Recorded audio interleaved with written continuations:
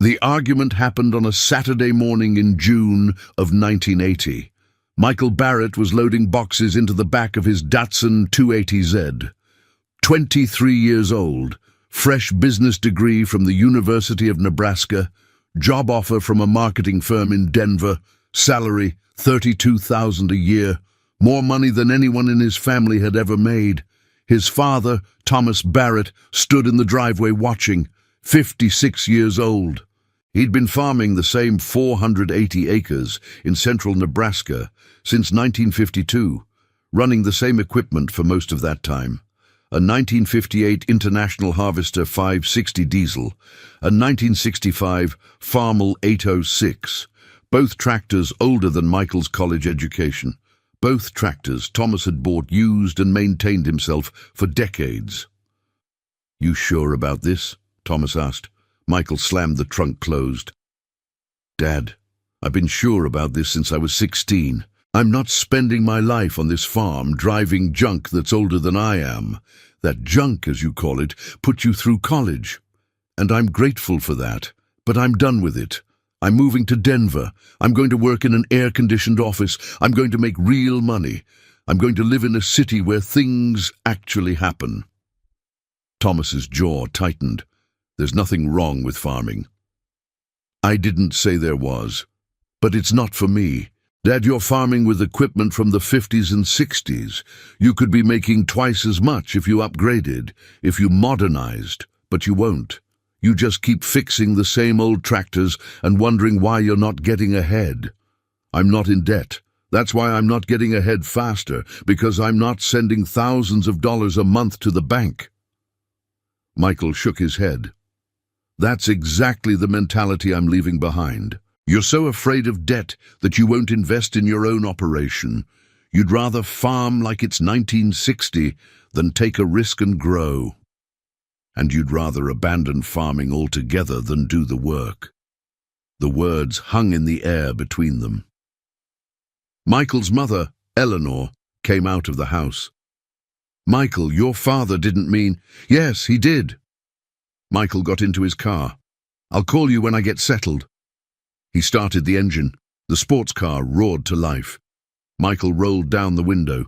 "Dad, in 5 years, I'll be making 6 figures in Denver. And you'll still be here driving poor man's junk, wondering where your life went." He drove away fast enough to spray gravel. Thomas stood in the driveway for a long time after the dust settled. Then he walked out to the machine shed and looked at his 2 tractors. The 1958 560 that he'd bought for $3,800 in 1964.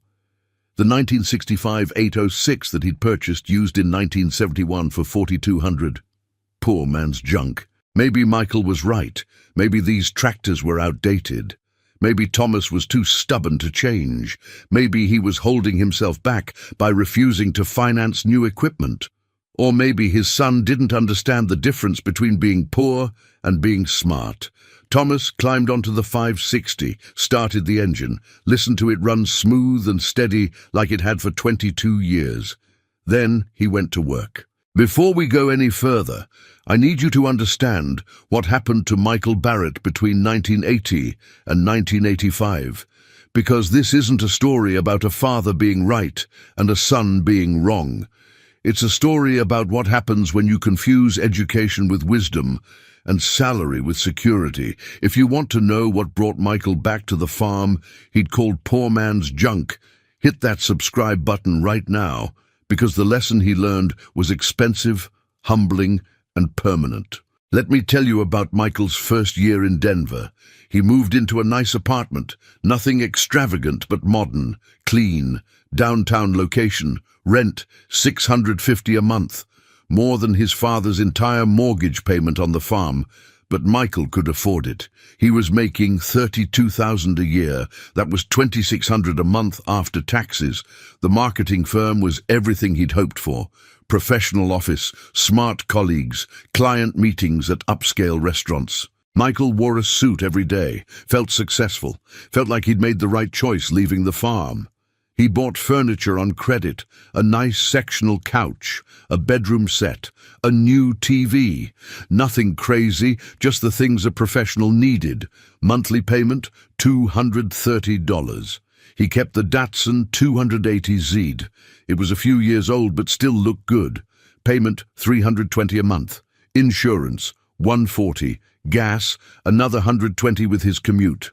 Food, utilities, going out with co-workers, clothes for work, entertainment. Michael was spending almost everything he made. But that was fine. He was investing in his career, building his network, living the life he'd dreamed about. He called home once a month. The conversations were brief. His mother would ask how he was doing. He'd say, "Great." She'd tell him about the farm. He'd listen politely. His father rarely came to the phone. Michael didn't visit for Thanksgiving. Too expensive to fly. Too long to drive for just a few days. He didn't come home for Christmas either. His co-workers were doing a ski trip to Breckenridge. Michael went along, put it on his credit card. He'd pay it off with his Christmas bonus. The bonus was smaller than expected. $500 instead of the $2,000 he'd been told to anticipate. Something about the company missing revenue targets. Michael was disappointed but not worried. There was always next year. 1981 was better. Michael got a raise. $34,000 now. He moved to a nicer apartment, $750 a month but worth it. Better neighborhood, pool, gym. He started dating a woman named Jennifer who worked in pharmaceutical sales. She made good money too. They went to nice restaurants, took a weekend trip to Las Vegas, split the costs. Life was good. Michael was happy, successful, living the dream he'd told his father about. And then 1982 arrived. The recession hit hard. Unemployment spiked. Companies started cutting costs. Michael's firm lost 3 major clients in the first quarter. By May, they were doing layoffs. Michael survived the first round. But his raise got postponed. His hours got cut. His salary went down to $30,000 with the reduced schedule. He had to adjust, moved to a cheaper apartment, $500 a month, not as nice but manageable, cut back on going out, started cooking at home more. Jennifer broke up with him. She'd met someone else, someone with better prospects. Michael was hurt but tried to stay optimistic.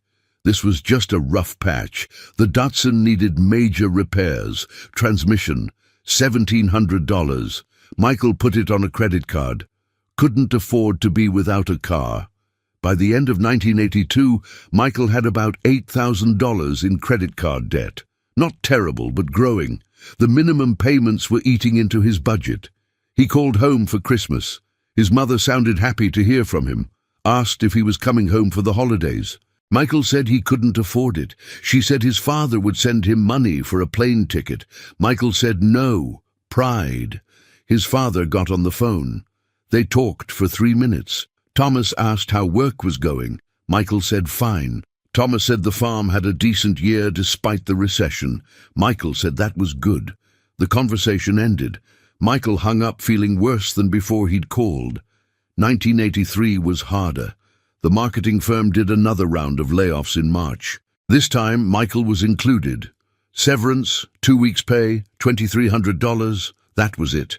He spent 2 months looking for another marketing job. Nothing. The recession had gutted the industry. Companies weren't hiring. He took a job selling cars at a dealership, commission only. Some months he made $2,000. Some months he made $600. It was unpredictable and stressful. His credit card debt climbed to $14,000. The minimum payments were $300 a month. Nearly his rent. He was trapped. He stopped calling home, couldn't bear to tell them what had happened. His mother called him once a month. He'd keep the conversation short, upbeat. Everything's fine. Work is busy. Can't talk long. He didn't go home for Thanksgiving or Christmas again. By spring of 1984, Michael was drowning. The car dealership job wasn't enough. He picked up a second job working nights at a warehouse, 30 hours a week on top of the 40 at the dealership. He was exhausted, making barely enough to cover expenses, falling further behind every month. His landlord raised the rent, $550 now. Michael couldn't afford it. Moved to a cheaper place. $400 a month. Rough neighborhood. Thin walls. He could hear his neighbors fighting at 2 a.m. The Datsun died, engine seized. Would cost more to fix than it was worth. Michael sold it for scrap. Got $400. Used the money to buy a 1972 Honda Civic from a guy at work. Paid cash. The Civic was a piece of junk, but it ran. Michael was 27 years old. 5 years after leaving the farm to make his fortune, he was working 70 hours a week at 2 jobs, living in a dumpy apartment in a bad neighborhood, driving a car held together with duct tape and hope, and drowning in debt he had no way to pay off. And then, in November of 1984, his mother called with news that changed everything. Now I want to hear from you. Have you ever left something behind thinking you were moving up, only to realize later what you'd given up? Leave a comment, because Michael was about to learn that lesson the hardest way possible. His mother's voice was shaking when she called. "Michael, it's your father. He had a heart attack. He's in the hospital in Lincoln." Michael felt his stomach drop. "Is he okay?" "He's alive, but it was serious. The doctor says he needs to slow down, can't farm like he has been. He needs help." "Does he have help?" "No, Michael, he needs you." The words sat there between them. "Mom, I can't just leave Denver. I have jobs, You have debt you can't pay and a life that's falling apart. Don't lie to me, Michael. I know things aren't going well there. Your father knows too. We both know." Michael closed his eyes. "How do you know?" "Because you stopped coming home. Because you keep the phone calls short. Because you sound miserable every time we talk. Michael, you're my son. You think I can't tell when you're struggling?" He didn't say anything. "Come home," she said quietly. "Please. Your father needs you. And I think maybe you need him too." Michael looked around his apartment, at the second-hand furniture, at the stacks of past-due bills on the kitchen counter, at the life he'd built that was crumbling faster than he could repair it. "I'll need some time to figure things out." "Don't take too long." Michael quit both jobs 2 weeks later, packed what little he had into the beat-up Honda Civic, left the furniture, wasn't worth moving, left the apartment owing 1 month's rent that he couldn't pay, left Denver with $17,000 in credit card debt, no job, no prospects, and a crushing sense of failure. He drove 12 hours straight, pulled into the farm driveway just after midnight. The farmhouse looked exactly the same. The machine shed, the barn, the fields, all of it unchanged, like Michael had never left at all. He sat in the car for 20 minutes before going inside. His mother was waiting up. She hugged him without saying anything. Michael started crying. First time he'd cried since he was a kid. She held him while he sobbed. "I'm sorry," he kept saying. "I'm so sorry." "Shh, you're home now. That's what matters." His father was in bed recovering. Michael went to his room. Thomas was awake. "Hey, Dad." "Michael." They looked at each other. "I'm sorry," Michael said, "for what I said. For leaving like I did, for..." "You're here now," Thomas interrupted. "That's what counts." "I don't know if I can help much. I don't remember how to farm. It's been 5 years. Thomas smiled weakly. "You'll remember. It comes back." "Dad, I failed. Everything I said I was going to do, the 6 figures, the success, I failed at all of it." "You didn't fail. You just learned a hard lesson. There's a difference." Michael nodded, not trusting himself to speak. "Get some rest," Thomas said. "Tomorrow we'll start getting you back up to speed." Michael's first day back on the farm was humbling. He woke up at 5 a.m. Hadn't done that in years. His body protested. He got dressed in old work clothes his mother had saved. They barely fit. He walked out to the machine shed. The 2 tractors sat there exactly as they had 5 years ago. The 1958 International 560, the 1965 Farmall 806. Poor man's junk, that's what he'd called them. Looking at them now, they looked different. Not junk. Just old, well-maintained, functional, still working after decades. His father came out of the house, moving slowly, doctor's orders to take it easy. "Your mother made breakfast. I'm not really hungry. Eat anyway, you're going to need it." They ate in silence. Then Thomas took Michael out to the shed. "You remember how to start the 560? Michael looked at the tractor. "I think so." "Show me." Michael climbed up, sat in the seat. It felt foreign and familiar at the same time. He went through the startup procedure. Choke, fuel, wait for the glow plugs, crank. The engine coughed, sputtered, died. Michael tried again, same result. His father climbed up next to him. "You're flooding it. Too much choke. Try again with less." Third time, the engine caught, settled into a rough idle, then smoothed out. The sound of it, that distinctive diesel rumble, brought back 1,000 memories. Michael riding with his father as a kid, learning to drive, working the fields. "Good," Thomas said. "Now take it out to the South 40. Disc the field. Should take you most of the day."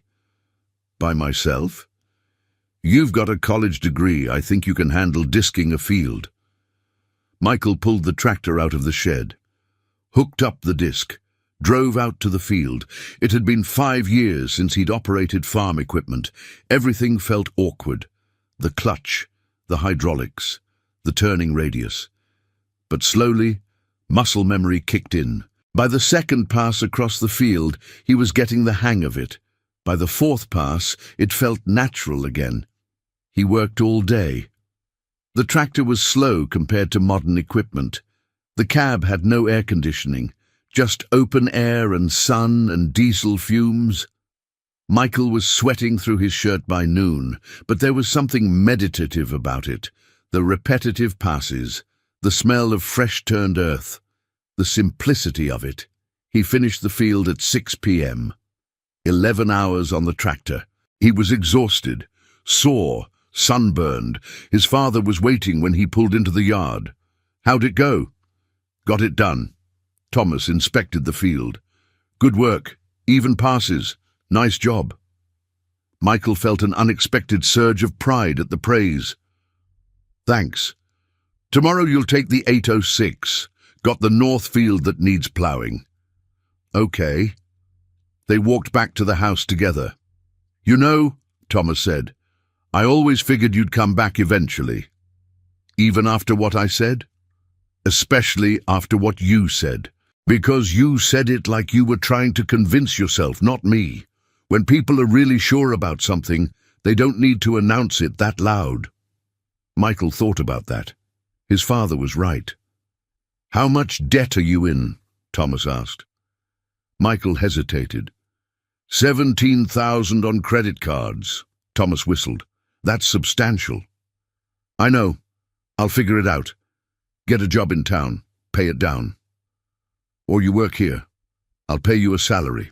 Not much, but enough to make payments and live on. You help me farm until I'm back on my feet. Then we figure out what comes next." "Dad, I can't ask you to." "You're not asking. I'm offering. You're my son, and I need help. Works out for both of us." Michael felt his eyes getting hot again. "Okay, thank you." "Don't thank me. Just show up and work hard. That's payment enough." The months that followed were the hardest and most important of Michael's life. He woke up every morning at 5, worked the farm all day, driving the tractors he'd once called junk, the 560, the 806, old, slow, outdated machines that just kept working. He learned to maintain them, how to change oil, adjust valves, replace hydraulic seals. His father taught him everything. Every evening, they'd work in the shop together, Thomas showing Michael the same things Thomas's father had shown him 40 years ago. Michael started to understand why his father loved these tractors. They weren't junk. They were machines you could actually fix. No computers, no sensors, just mechanical systems that made sense, that you could diagnose and repair with basic tools and knowledge. Modern tractors. Michael learned that farmers spent thousands at dealerships for repairs they couldn't do themselves. Diagnostic software, proprietary parts, service contracts, his father's tractors, a $50 parts order and an afternoon in the shop. That was the difference. That's why Thomas had never upgraded. Not because he was afraid of debt, because he valued self-sufficiency more than he valued new. Michael's salary was modest, $1,200 a month. He sent $500 to credit cards, kept $700 for personal expenses. It would take him years to pay off the debt at this rate, but it was progress. His father recovered slowly but steadily. By spring of 1985, Thomas was back to working part-time. By summer, he was working full days again, though not at his previous pace. Michael had expected to feel trapped, like he'd failed and ended up exactly where he'd started. Instead, he felt something different. Peace, purpose, connection. He was doing work that mattered, producing food, maintaining land, building something real instead of pushing paper for companies that would lay him off the moment profits dipped. One evening in the shop, working on the 806, his father said something Michael would never forget. "You know, when you left and called these tractors poor man's junk, it hurt. Not because you were wrong about them being old, you were right about that, but because you didn't understand what they represented." Michael looked up from the wrench he was turning. "These tractors," Thomas continued, "they're freedom. They're paid for. They work. They don't require a bank payment every month. They don't require a dealer appointment every time something breaks. They're mine, completely. And that means I can survive bad years. I can farm through recessions. I can make decisions based on what's right for the farm, not what's necessary to make a payment. Your Denver job, your apartment, your car. You didn't own any of it. The bank owned your car. The landlord owned your apartment. Your job owned your time. You thought you were successful, but you were trapped. One recession, and it all fell apart. But this," he gestured around the shop, "this is real. This is ownership. This is freedom. Maybe it's not as flashy as a sports car or a downtown apartment, but it's mine. And now it's yours too." Michael understood. Finally understood what his father had been trying to tell him 5 years ago. "I'm sorry for calling it junk," Michael said quietly. "I know you are, and I forgive you. But more importantly, you need to forgive yourself for leaving, for the debt, for the mistakes. You learned what you needed to learn. That's what matters. Let me stop here and ask you, what did you call junk in your past that you wish you'd valued more? What did you walk away from that you later realized you needed? Drop a comment, because Michael learned this lesson at 27, and it changed the rest of his life. Michael worked on the farm for 2 full years. By the end of 1986, his credit card debt was down to $8,000, still substantial, but manageable. He'd been making steady payments, living simply, spending almost nothing. His father's health had fully recovered. The farm was running smoothly. They'd had 2 decent crop years. Not spectacular, but solid. One evening, Thomas sat Michael down at the kitchen table. "I want to make you an offer." "What kind of offer?" "I want to transition the farm to you, not all at once, but gradually over the next few years. I'm 62. I'm not getting younger. You've proven you can do the work. More importantly, you understand why we do it the way we do it." Michael was quiet for a moment. "What about my debt? What about it? You're making payments. You'll have it paid off in a few more years. The farm can support both of us until then. After that, it'll be all yours." "Dad, I don't know what to say." "Say yes or say no, but think about it seriously. I know this wasn't your plan. I know you left here thinking you were going to conquer the world, but sometimes the best life is the one you didn't plan." Michael thought about Denver, about the marketing job, about the apartment and the car and the life he'd thought he wanted. Then he thought about the last 2 years, about waking up early and working hard and going to bed tired, about maintaining equipment and watching crops grow and eating dinner with his parents, about driving the 1958 International 560, the tractor he'd called poor man's junk, and feeling grateful every single day that it was paid for, that it worked, that it was his. "Yes," Michael said. "I want it." Thomas smiled. "Good, because your mother and I already rewrote the will." The years that followed were quiet and good. Michael took over more of the daily farm operations. Thomas gradually stepped back, though he still worked in the shop and helped during planting and harvest. In 1989, Michael met a woman named Sarah at the co-op. She was a teacher at the local school. They dated for a year, got married in 1990. She moved to the farm. They had 2 kids, a boy and a girl. Michael paid off his credit card debt in 1991, 11 years after leaving for Denver, 6 years after returning home. It felt like closing a chapter. The farm continued operating with the same 2 tractors, the 560, the 806, both machines now over 30 years old, both still working. In 1995, the 560 finally needed a major overhaul, engine rebuild, cost $1,800 in parts. Michael did the work himself over 2 weeks. The tractor ran like new afterward. A John Deere dealer in town heard about it, came out to the farm. "Mr. Barrett, you know you could trade that old International for a new tractor. Much more efficient, air-conditioned, modern." Michael smiled. "What would the payment be?" "Depends on the package.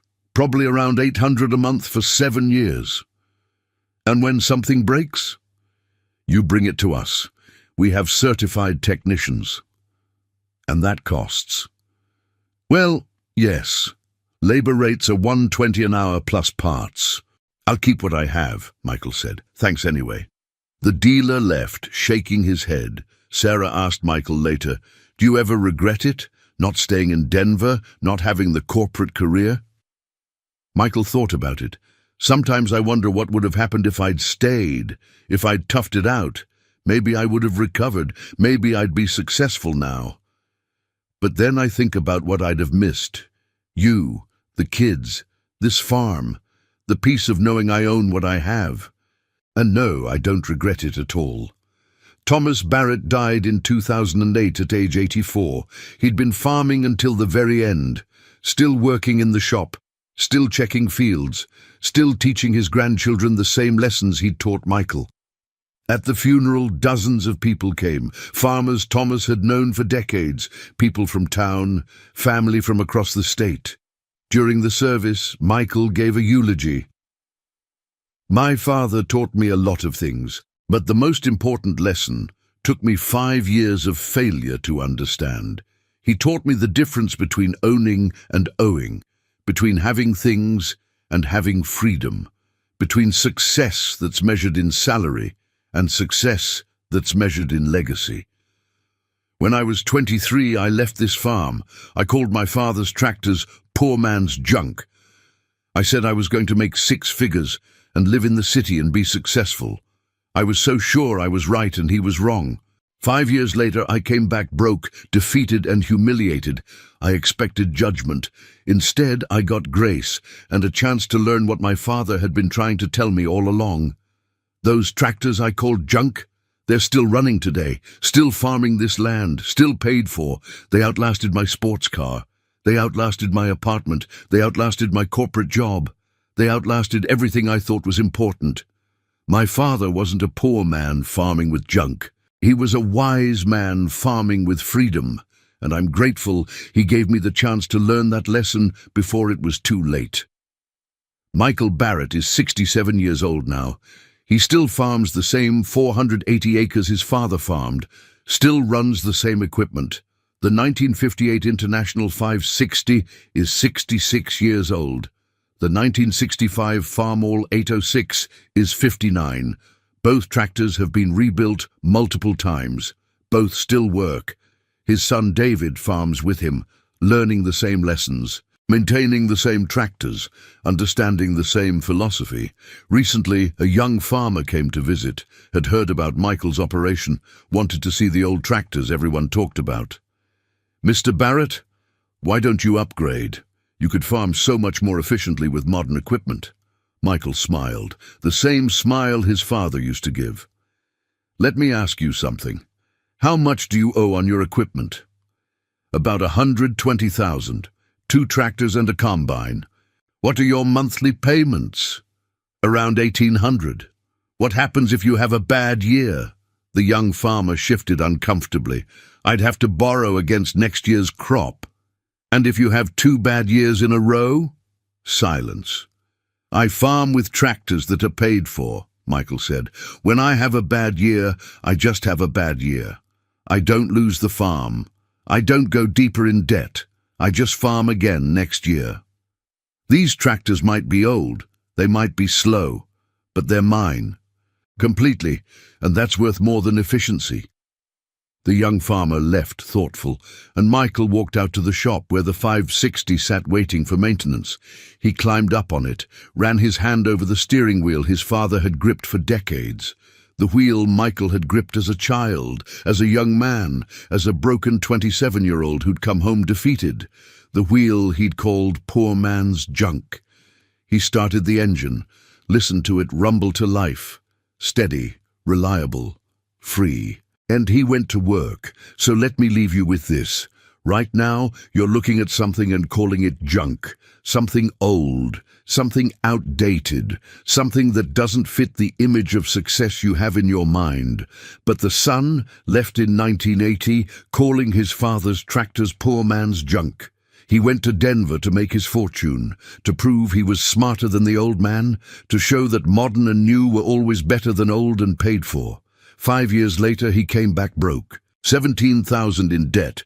No job, no car, no apartment, nothing to show for 5 years except hard lessons.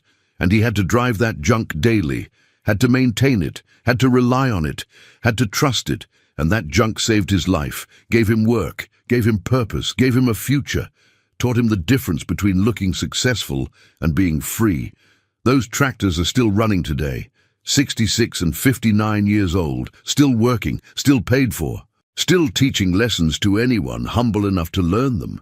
If this story changed how you think about old versus new, debt versus ownership, and what success really means, do 3 things.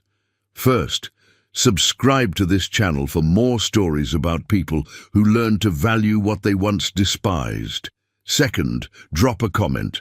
What did you call junk that later saved you?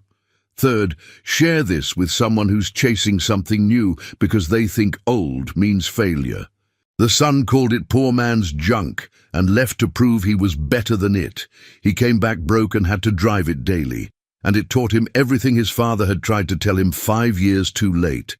Sometimes the junk you left behind is the only thing that can save you. Thanks for watching. I'll see you in the next one.